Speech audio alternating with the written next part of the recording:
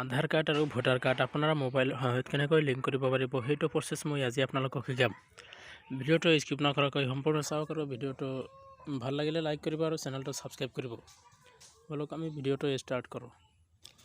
ইয়াৰ বাবে আপোনাৰ মোবাইলত গুগলত গৈ NBSP পৰ্টেল বুলি সাৰ্চ কৰিব। সাৰ্চ কৰাৰ পিছত nbsp.in প্ৰথম যেটো ওয়েবসাইট আহিছে তাত ক্লিক কৰিব। ইয়াত ক্লিক কৰাৰ পিছত অলপ স্ক্ৰল ডাউন কৰিব।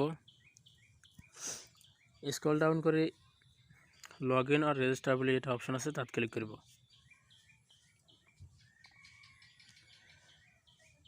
ইয়াত অলপ স্ক্ৰল ডাউন কৰি তলত আহিব। তললৈ অহাৰ পিছত don't have account register as a new user ইয়াত ক্লিক কৰিব। ক্লিক কৰাৰ পিছত আপোনাৰ মোবাইল নম্বৰটো বহাই দিব। মোবাইল নম্বৰটো বহাই ক্যাপচা কোডটো বহাই দিব। ক্যাপচা কোডটো বহাই সেন্ড OTP ক্লিক কৰিব। ক্লিক কৰাৰ পিছত OTP আহিব, OTP ভেৰিফাই কৰিব। মই OTP বহাই দিছো। তাৰ পিছত I have epic number, I don't have epic number দুটো অপচন আছে। আপোনাৰ যদি ভোটাৰ কাৰ্ড আছে তেনেহলে I have epic numberত ক্লিক কৰিব। আৰু যদি না থাকে তেনেহলে I don't have epic numberত ক্লিক কৰিব। সো মোৰ ভোটাৰ কাৰ্ড আছে সেই কাৰণে মই I have epic numberত ক্লিক কৰি মোৰ ভোটাৰ কাৰ্ড নম্বৰ বহাই দিছো।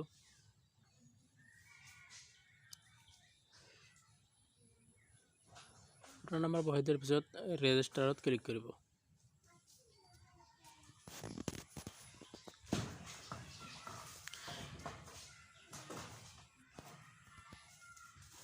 ক্যাপচা কোডটো বহাই দিব, বহাই দি লগইনত ক্লিক কৰিব।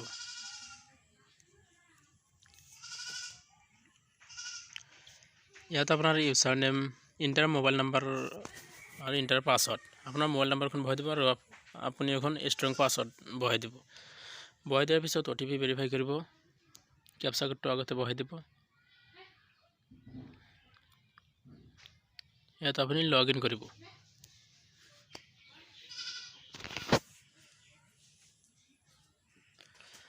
লগইন হোৱাৰ পিছত এনেকুৱা এটা ইন্টাৰফেস ওলাই আহিব। ইয়াত আপুনি অলপ স্ক্ৰল ডাউন কৰি তললৈ আহিব। তললৈ আহি ভালকৈ অলপ চাই ল'ব।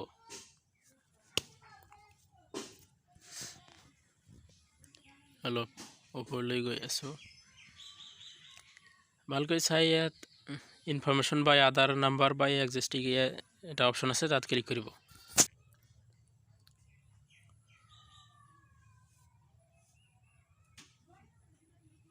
এইটো অপচনত ক্লিক কৰিব। ইয়াত ক্লিক কৰিলে এনেকুৱা অলপ লোডিং হৈ আছে। এনেকুৱা এটা ইন্টাৰফেস ওলাই আহিব। ইয়াত আপুনি ফৰ্ম 6B বুলি এটা অপচন আছে তাত ক্লিক কৰিব। ফৰ্ম 6B ত মই ক্লিক কৰি আছো।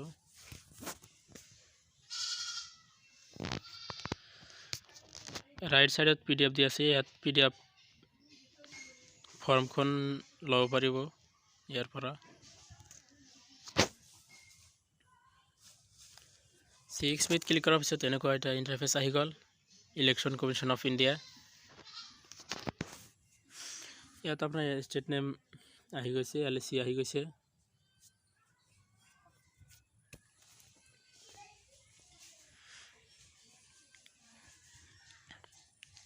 ইয়াত আপোনাৰ পাৰ্সোনাল ডিটেইলছখিনি বহাই দিব লাগিব।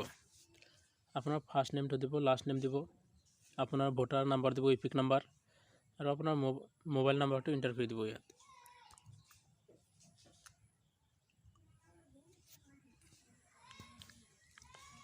মই মোৰ মোবাইল নাম্বাৰখন এন্টাৰ কৰি আছো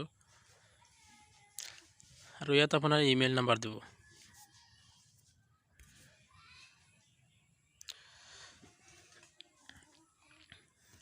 ইমেইল নাম্বাৰখন বহাই দিয়াৰ পিছত অলপ স্ক্ৰল ডাউন কৰি তললৈ আহিব। ইয়াত আহিলে চাব যে I have Aadhaar number বা I am not able to furnish ইয়াত ক্লিক কৰি। আপোনাৰ যদি আধাৰ নাম্বাৰ থাকে তেনেহলে I have Aadhaar নাম্বাৰত ক্লিক কৰিব। আৰু যদি আধাৰ কাৰ্ড নাই আপোনাৰ তেনেহলে সেকেন্ড অপচনত ক্লিক কৰিব। সো মই মোৰ আধাৰ নাম্বাৰটো বহাই দি আছো।